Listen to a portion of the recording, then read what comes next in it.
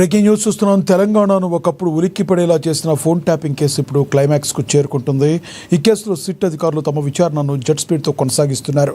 నిన్న మాజీ ముఖ్యమంత్రి కేసీఆర్ను సుదీర్ఘంగా విచారించిన అధికారులు కీలక సమాచారాన్ని సేకరించినట్లుగా సమాచారం. ఇప్పటికే ఈ కేసులో మాజీ మంత్రులు కేటీఆర్, హరీష్ రావును అధికారులు ప్రశ్నించారు. వీరి నుంచి సేకరించిన సమాచారం ఆధారంగానే తదుపరి అడుగులు వేస్తున్నారు. తాజా సమాచారం ప్రకారం త్వరలోనే ఎమ్మెల్సీ కవిత దంపతులను కూడా సిట్ అధికారులు విచారించే అవకాశం ఉన్నట్లుగా సమాచారం. దీనిపై సర్వత్రా ఉత్కంఠ నెలకొంది. అలాగే సేకరించిన ఆధారాలు, సాక్షుల వాంగ్మూలాల ఆధారంగా సిట్ అధికారులు త్వరలోనే కోర్టు ఛార్జ్షీట్ దాఖలు చేయనున్నారు. ఈ ఛార్జ్షీట్లో రాజకీయ దిగ్గజాల పేర్లు ఉంటాయా లేక అధికారులకే పరిమితం అవుతుందా అనే అంశం ఇప్పుడు రాజకీయ వర్గాల్లో హాట్ టాపిక్గా మారింది.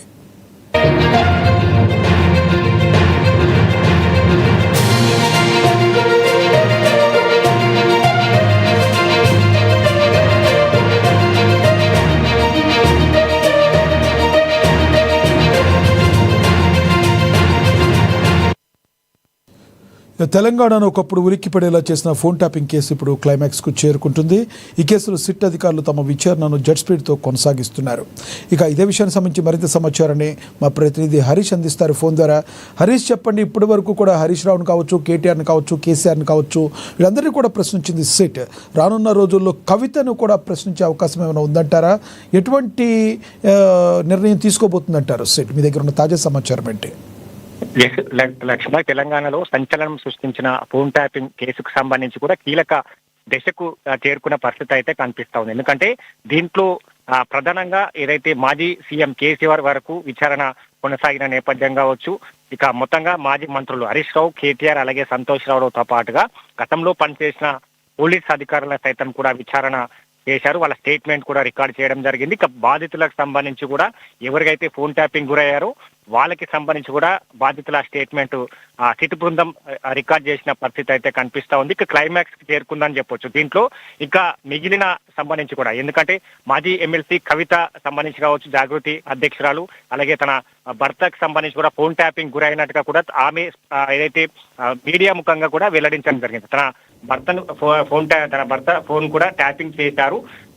దీంట్లో కీలకంగా చాలా వరకు బీఆర్ఎస్ ఏదైతే నేతలు ఉన్నట్టుగా కూడా ఆమె ఆరోపించారు. కాబట్టి మొత్తంగా వారికి సంబంధించి కూడా సిట్టు అధికారులు నోటీస్ ఇచ్చేందుకు సిద్ధంగా ఉన్నారని చెప్పొచ్చు. ఎందుకంటే కవిత చేసిన స్టేట్మెంట్ ప్రకారం తన భర్తను పిలిచి మరోసారి ఆయన విచారణకు సంబంధించి కూడా స్టేట్మెంట్ ను రికార్డ్ చేయడం జరుగుతుంది. ఎందుకంటే ఆయనకు సంబంధించి కూడా ఫోన్ ట్యాపింగ్ గురైంది కాబట్టి ఎందుకు ఆ కవితకు సంబంధించిన హస్బెండ్ ని ఆ ఫోన్ ట్యాపింగ్ ఎందుకు ట్యాపింగ్ చేయవలసి వచ్చింది, ఈ అంశాలన్నిటికీ సంబంధించి ఫోన్ ట్యాపింగ్ ద్వారా తను ఎవరితో మాట్లాడాడు, ఏం మాట్లాడాడు, వాళ్ళకి సంబంధించి కూడా ఈ అంశాలన్నింటినీ కూడా సిట్ బృందం సేకరించినారు. ఆయనతో పాటుగా కవితకి సంబంధించి కూడా నోటీసులు ఇచ్చేందుకు సిట్ సిద్ధమైందని చెప్పొచ్చు. ఎందుకంటే కీలకంగా కుటుంబానికి సంబంధించిన నేపథ్యం కావచ్చు, ఆ కుటుంబంలో కొనసాగుతూ వస్తున్నారు, కుటుంబం పైన కూడా ఆరోపణలు చేస్తూ వస్తున్నారు. కాబట్టి ఆమెకి సంబంధించి కూడా ఫోన్ ట్యాపింగ్ గురైందా, కవిత ఫోన్ ట్యాపింగ్ కి అంశాలన్నిటికీ సంబంధించి కూడా సిట్ సేకరించేందుకు సిద్ధంగా ఉంది. ఎందుకంటే తాను పదే సంబంధించి కూడా స్టేట్మెంట్ ఇస్తా ఉన్నారు. కాబట్టి మరికొన్ని లోతైన సంబంధించి కూడా సమాధానాలు రాబట్టేందుకు సిట్